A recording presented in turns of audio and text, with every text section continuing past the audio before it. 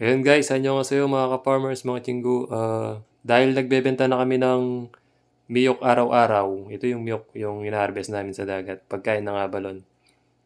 Ang daming sobra, tinatapon lang nila. Sinubukan kong mag-experiment tayo. Basta lutong Kapampangan, manyaman. Subukan ko yung dito, atsara. Pero pinrepare ko na siya, nag-guide na ako. Ayan.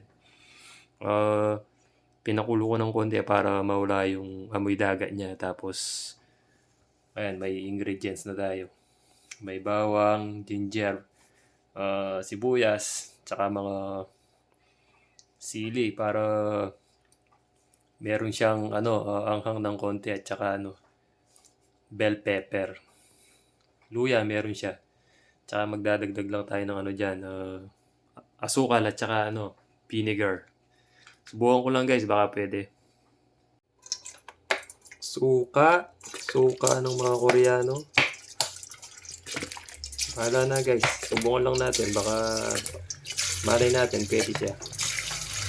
Ayun, naubos na yung vinegar. Wala na akong pang adobo nito. Pwede na yan.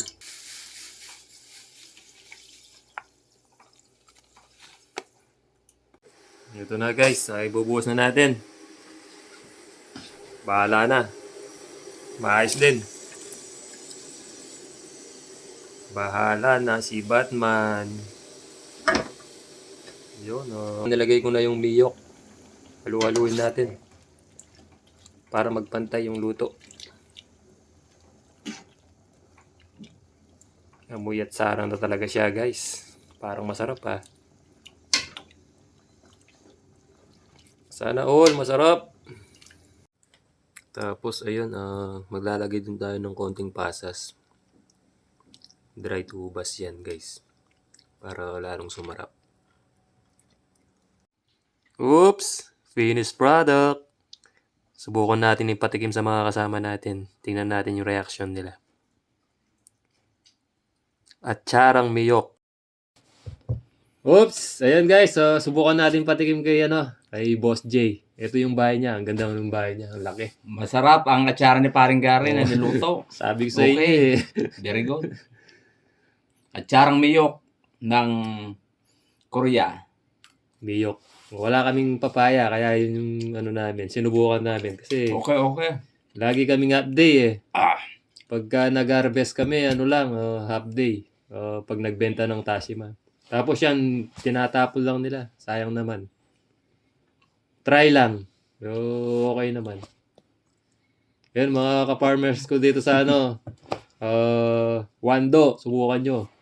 Masarap. Atsarang miyok. Atsarang miyok. Kung sa atin atsarang papaya dito, atsarang miyok. Gawang Pinoy, gawang Paring Gary. Yung nanggugupit natin, wala pa si Boss Dong. Ito, na kami. Soju, tsaka ayan, yung nakukuha namin sa hulungan ng abalon. Unli seafoods dito guys. Isda, talangka, octopus. Ikaw na lang magsasawa. Ayos ba pre? Very good. Ayun. Sarap. Ayun. Pwedeng pampiestahan yan pre? Panghanda? Talo pa yung Pilipinas na tsara nito. Ayun. Yung gusto ko, kaya sa susunod, pasasarapin ko pa lalo yan. Lalagyan natin ng mga maraming ingredients. Yun. Yaman nung kaya basta Kapampangan, manyaman magluto. Ay siya mo pa. Ay siya. Saan galing yung dilis mo? Bigyan ng amo to sa akin. Ang sarap kasi parang Itong bigyan ng amo ko. Parang may flavor na agad. Dilis na maliliit. Para ba yung diskarte ng pagluluto dyan, pre? Sangag lang sa mantika. Sangag ng... Wag nyong sunugin kasi pagka sunog na sunog, mapaitong dilis. Pero masarap, malinamnam, no, pre? Oo, masarap to. Bagong harvest kasi eh. Bukas Sabi ba? Side niya. Yung sa ibaba. Ang sarap siguro sa ano niya, bra, yung mangga tapos mayroong kamatis, no? Oo. Pilipinas. Yan, bagong harvest galing sa dagat, pinatuyo. Ang sarap talaga. Okay yan. Dilis. Dilis. Dilis ng Wando. Dilis Wando, ng South Korea. Korea. Ang sarap sa pulutan, guys. Ano, simula alas 4 nung